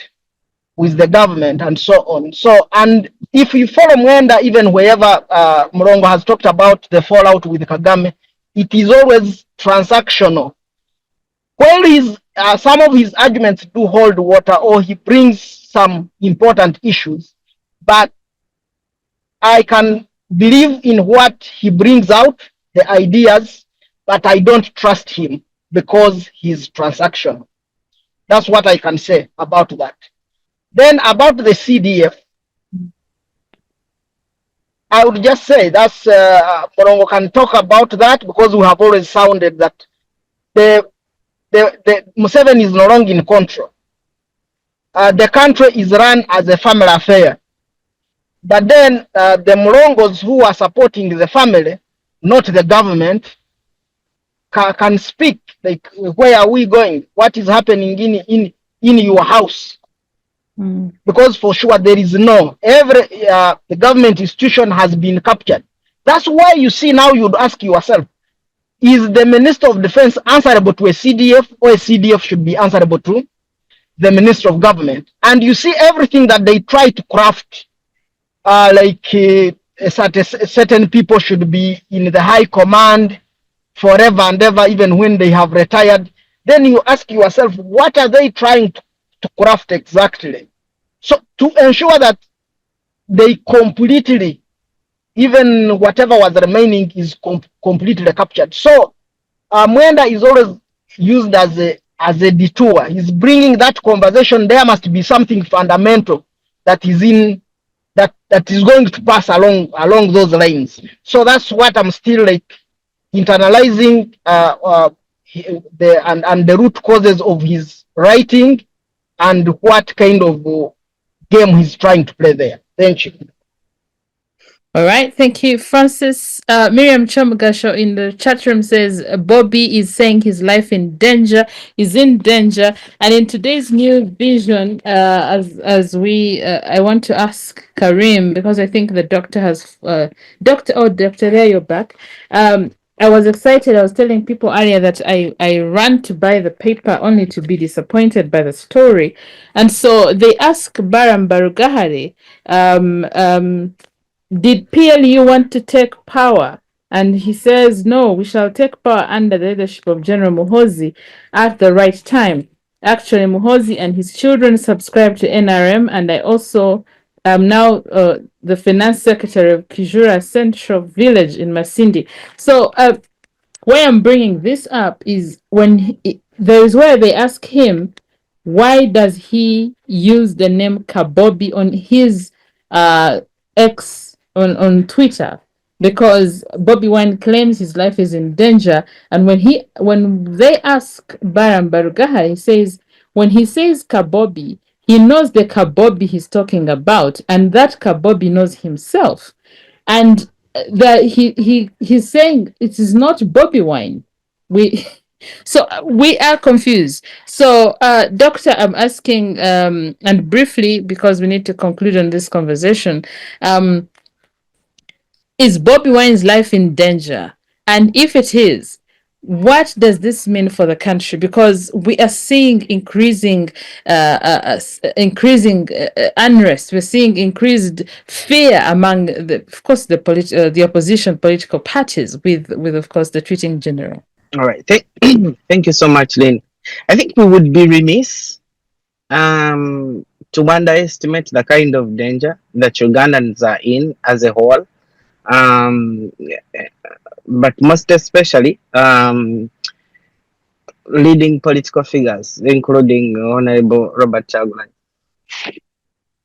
And it should be on record. And I tell this to Mr. Mulongo and the people of the same thinking, that at one time you're going to realize that the greatest failures of the NRM party was failure to be account, was failure to hold the systems of checks and balances at par.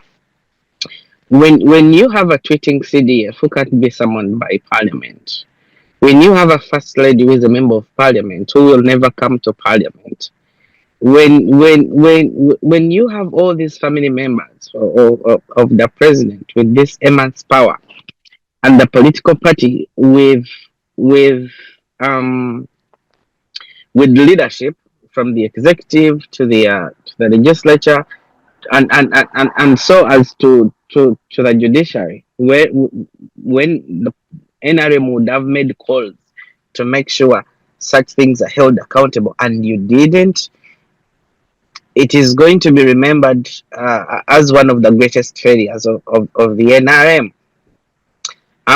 Today, if you were to ask me, Mr. Mulongo, what his thoughts about MK and what he has been doing to the country represent, he will tell you he's doing it as a person, not as CDF. But we all know that he is the commander of the defense forces.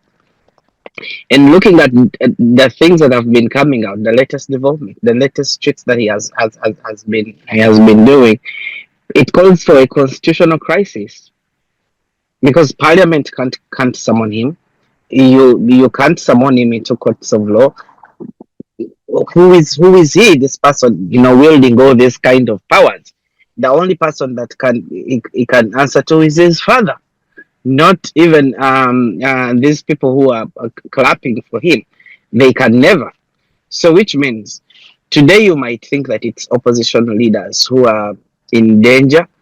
This can easily be you the next day, because it will only take one disagreement for any Ugandan to be treated as they are treated Comrade Edisabufo and his brother Noah and many other political prisoners that we have been seeing over the past 4 years. So I think my worry is with these unchecked powers, all of us are at risk.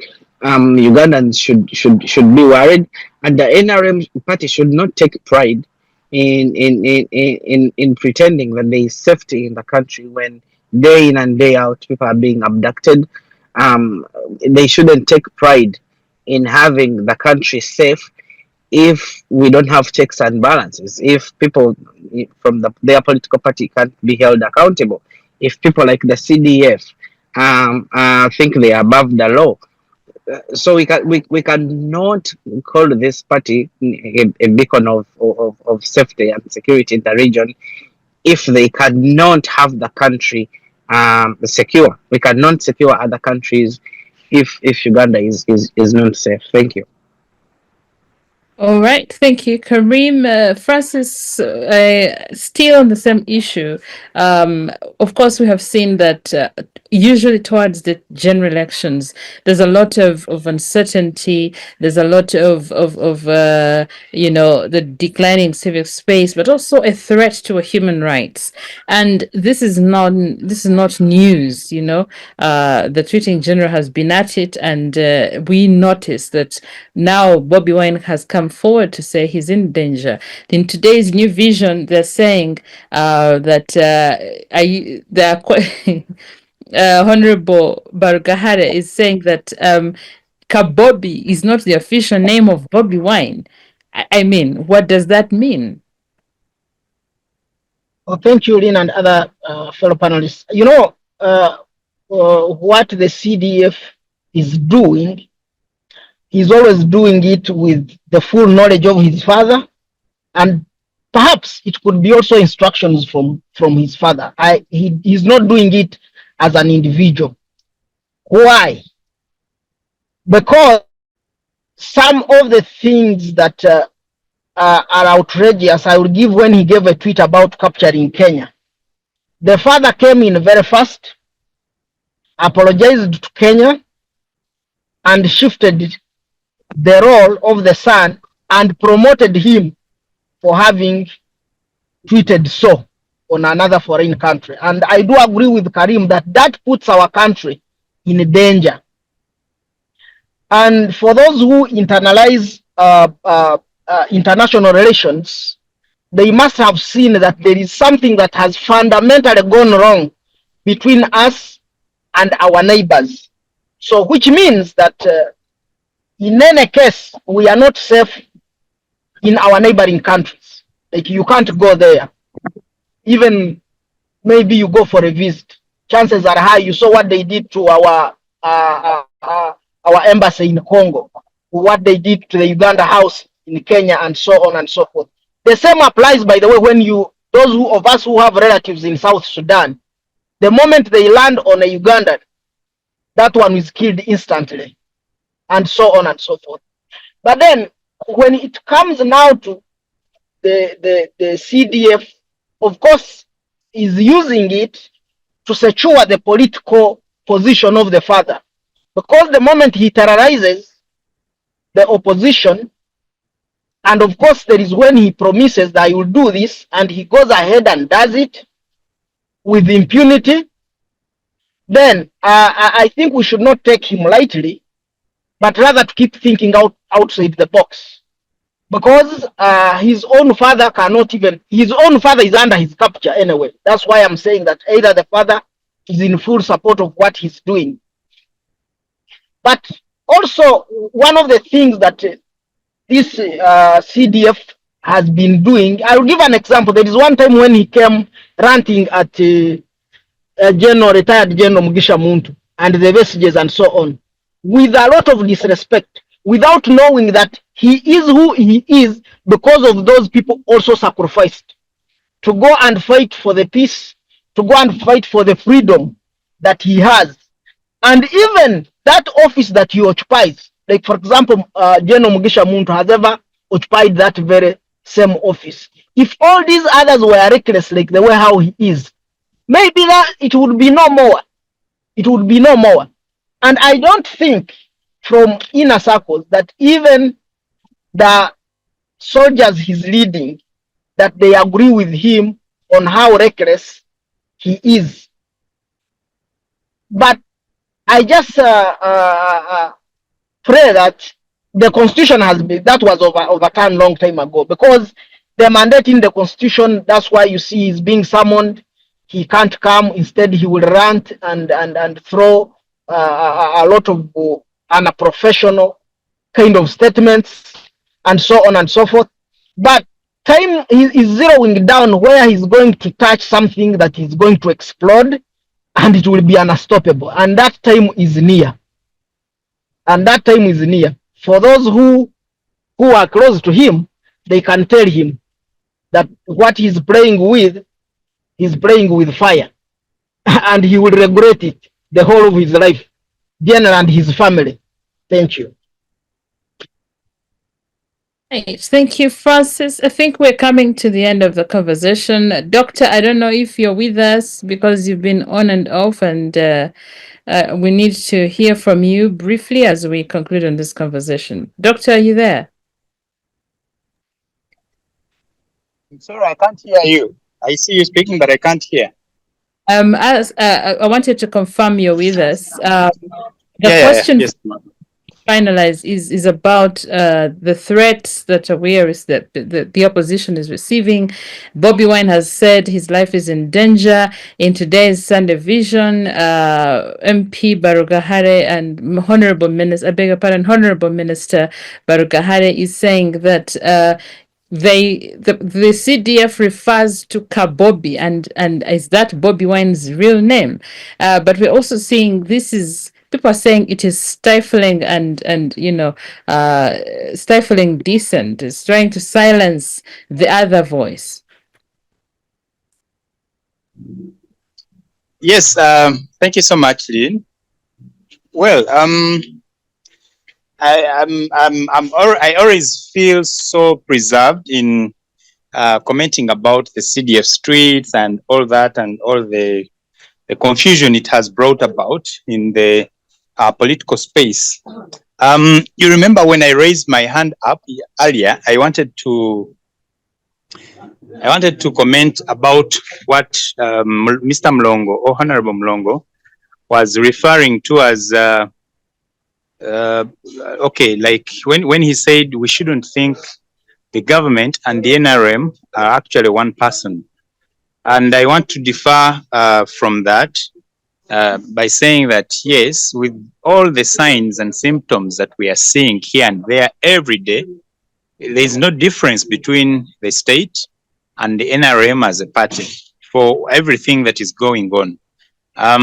Yes, someone gave an example where recently cabinet was called off and parliamentary sittings to observe party elections, which is okay on one hand, but it's not right for us as a state because we have a multi-party dispensation. So if we are to treat everyone else equally, then all other parties should get the same.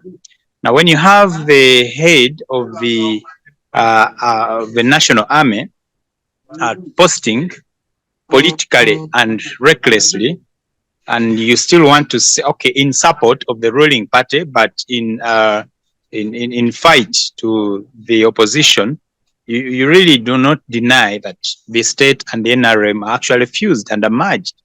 And if I was NRM, I would feel sorry for our party because whatever is going on, it is a lie. Actually, they are those who are not speaking right to the wrongs that are going on are actually the greatest enemies of the NRM.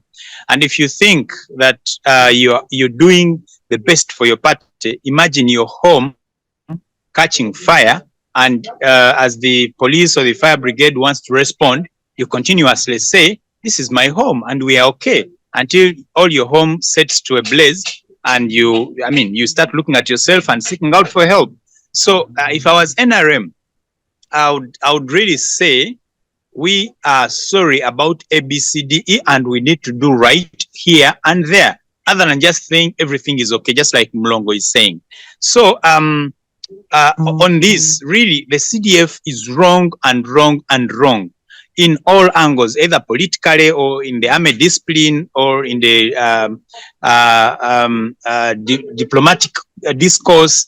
At all levels, really, you would not have him at his level in any way, even just looking at him as an elder. He's not right, whatever he's trying to post. At all levels, when you examine, whatever he's doing is not right. So where this is leading us, it is funny that many of the supporters of the ruling party can't say that where we are going, the country is heading towards turmoil. And it spoils one of their fundamental brag about points that they really comment about. Even Mulongo reiterated on it. And when he said that one of the strongholds of the NRM and their priority area is security and the long-term stability they brought about. But I want to tell you, the long-term stability is now breeding a long-term instability because it's going to take us long to heal from the wounds that the current government has caused to Ugandans deliberately, most likely deliberately. So, well, the CDF fears nothing, which it is very right. And right now, most of the people or the junior boys in the army are on the side of the CDF. I don't want to mention again the nepotism and everything that is filled within every other security organ. So he feels it's really personal and it's personalized, and that is why it wasn't by mistake to say he was in the basement learning Runyankore. That wasn't a mistake. So it is right for any other opposition member, wherever they are, to feel bad about everything that is going on and to feel insecure because you don't know who is next. Just recently, is it Noah Mutwe also was taken. Now, lastly on this, Mr. I want to pose it as a question to Honorable Mulongo. When you have the human rights watchdog in our country and in our right-governed country, as you put it, being pounded by one of the culprits of human rights abuse, who is occupying another government's office, undermining another government institution in public, in reply to a letter that was written maybe formally, trying to call for order on a certain thing that had gone out of place, instead of explaining to the public rightly, he went on to explain to the public in his own braggant way. Where do you think this leaves us as a country in all aspects of governance, all the principles of governance, including accountability, including rule of law, including responsiveness, fairness, things like that. Where do you see our country really in the right lens? I'm sorry, I'm not the moderator, but I want my comments should really come from what someone who sees this government as being so right, godly right, divinely right, not making any mistake, would see the current situation. What is your take on the response of the CDF to the human rights watchdog?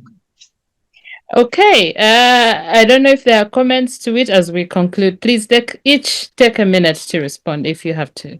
Okay, seems no one wants to respond. I can start. I thought Honorable Mulongo wanted to answer what Doctor was asking. But Doctor, you are right. If we see two agencies of the same government fighting each other and in a rude way, this is not like challenge based on principle or facts or the rules of the law operating procedures or whatever. But one person is like over and above the law, and he's using even his personal space, which is totally unethical and unprofessional. But nobody, for me, what worries me is not what he is doing. What worries me is that everybody is scared to comment about it or put him to order, which shows that either nobody is secure, and we might blame everybody, including Honorable Mulongo, belonging in NRM, that they are responsible for this. But I think the whole thing has gone out of hand. Even the parliament cannot summon him. So what we are seeing is the government is falling apart. Okay, you guys say Mwenda is being transactional and whatever, but he uses the right moment to say the right words. I mean, that observation is factual. So if you see no institution is put, checks and balances are broken down. So what it is, it's a broken down system. And that's a fact. And the question to Ugandans is, what's the way forward for Ugandans? Okay, two people, one family or whatever, two leaders or the current regime has decided to crash the country. But what about us? Are we going to sit around as victims and just look on as things collapse? Are we going to wait until it falls on us and then we start running into exile and whatever and whatever? I mean, we've been through this and we know the routine and how it's going to end. So it's upon us to wake up and say, hey, if you people, you cannot handle stuff, somebody else can. And how? That's the question as I conclude. And thank you so much, Lynn and my fellow panelists, and have a great weekend. All right. Thank you, Miriam. Any other 1 minute and we call it a day? First of all, the issue of Bob Wine and security. Anybody who feels that their security is compromised or they have reasonable reasons to fear for their lives, they're free to state so and to seek the security of the government, whether police or military, because I'm aware that it's government. You have US in the UN. But he's being threatened by the government. Uganda, yes, but Lynn hasn't given any chance to speak. I'm the one talking. When I was talking, I was uninterrupted. So I need to be listened to in silence. Now, so if Bob Wine has that fear, he has the right to state and also to request for either strengthened security, because then the security agencies, including police, can carry out an assessment of the nature of the threat, whether it is from the family, outside the family, or the community, or, roundabout, and make sure they strengthen his security, close protection. There's no doubt about it. Then the issue of the NRM and the state fused. We're having elections now. Why isn't the CDF contesting, or the permanent secretary contesting, or the RDC contesting? Why are they not contesting? This is the party elections. If they're fused, then why are they not contesting? Because when, let's say, NUP forms government, they will be the commanders in chief. So how will you separate the military from the commander in chief? They will be chairing high command. NUP will be the one who declare war. So don't call integration for purposes of functionality of government to be one and the same. I've heard these people say the things, But we don't go back. We did not go back on how the state and government are supposed to function, or if the president appoints a minister and appoints the army commander and appoints the IGP. So, but see, within that, each institution has its own functionality as defined by the Constitution and the other laws that are done by Parliament. So next time you become government, when you form government, you'll see what I'm talking about, because you'll be the things. Then the other one is CDS fears nothing. Oh, I'm not aware of that. At least he has ever said he fears God, or his father, the commander in chief. I've ever seen him say those things. So this is an overstatement that he fears nothing.